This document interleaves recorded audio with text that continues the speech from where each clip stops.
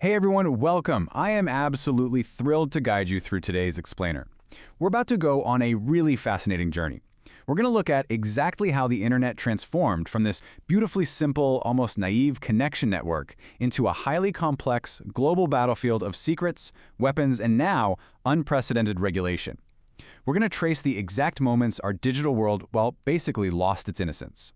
So here's our roadmap for today. First up, we'll track the evolution of digital threats. Then, we'll look at the first cyber weapon.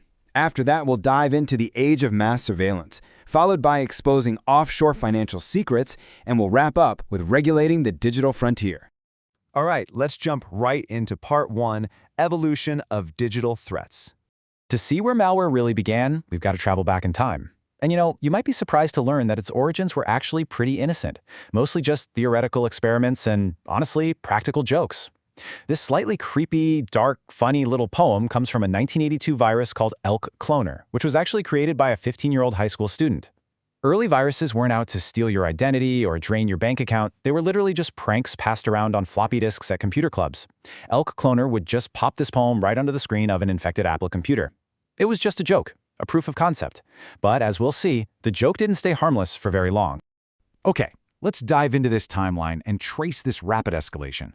We kicked things off in 1971 with the creeper worm, which was a simple test that just displayed a harmless message. Then we get that 1982 Elk Cloner prank we just talked about. But man, there is a massive shift when we jump to the year 2000 with the I Love You virus. This one used social engineering. It preyed on human curiosity to actually steal passwords. Then, fast forward to 2004, the MyDoom worm was aggressively self-replicating and hijacking email programs all over the world. And by 2014, we see the Emotek Trojan. This was a highly sophisticated piece of polymorphic malware, meaning it constantly alters its own code just to evade detection. So we've officially moved from harmless proofs of concept to aggressive, weaponized code.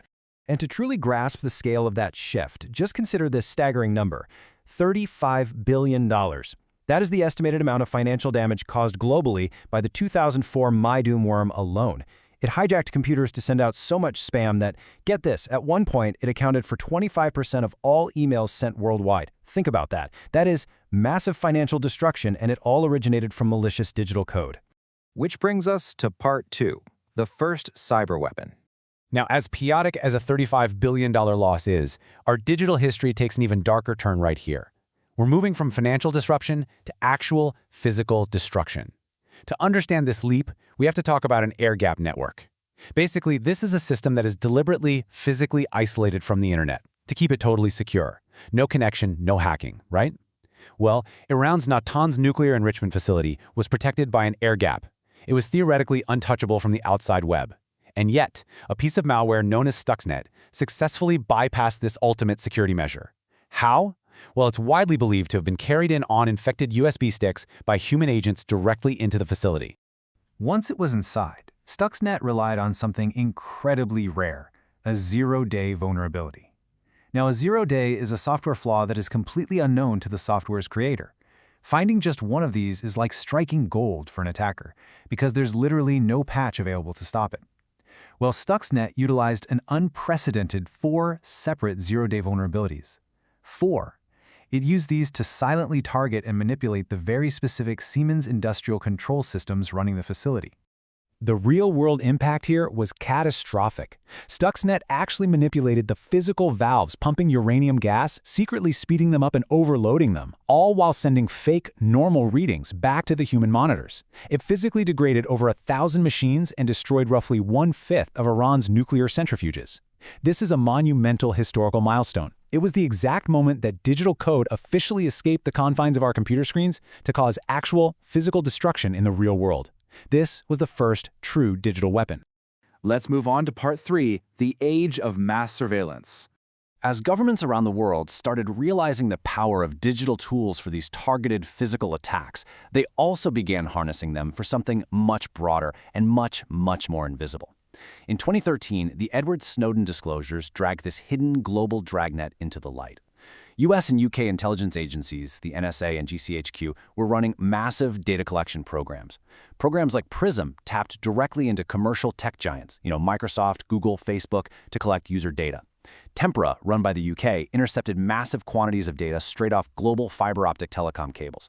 And X-Keyscore, that acted as a giant global analytical system for all of it.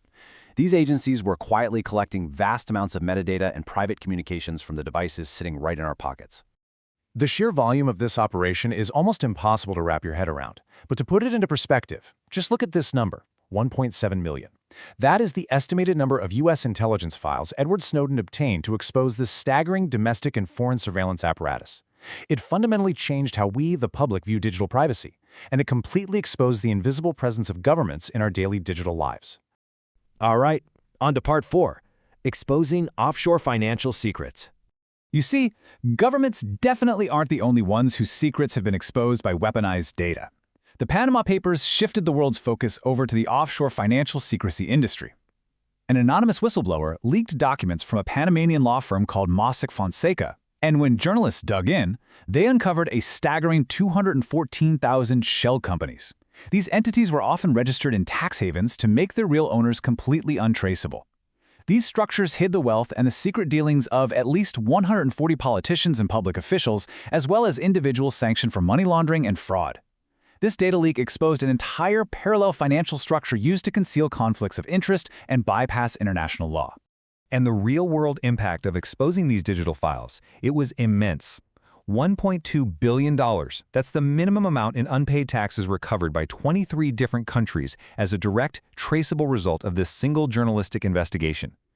Because of this data, heads of government resigned, Mossack Fonseca eventually shut down completely, and the leak spurred totally new global norms for corporate transparency. Data once again acted as a potent real-world weapon, but this time it was used for accountability. Which brings us to our final section, Part 5, Regulating the Digital Frontier. So we've seen malware evolve into physical weapons, and we've seen data leaks expose massive government and corporate secrets. Now we are facing our modern reality. How exactly do governments police the darkest, most harmful corners of this incredibly powerful web? Following the horrific March 2019 Christchurch terrorist attack, the New Zealand Classification Office had to step in and act in a totally unprecedented way. The terrorists deliberately used a live stream to broadcast the attack. Notice the rapid timeline here. Just 1 day later, on March 16th, the chief censor called in the live stream for classification. By March 20th, the video was officially banned. By March 23rd, the attackers' manifesto was banned. They subsequently expanded their countering violent extremism team to proactively tackle this terrifying new breed of digital threat. But navigating this kind of regulation isn't simple at all.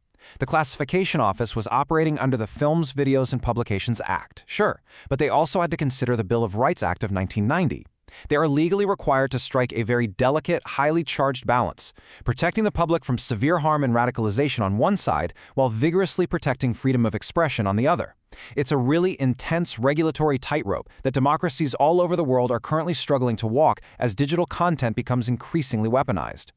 Which leaves us with this final, really profound question to consider.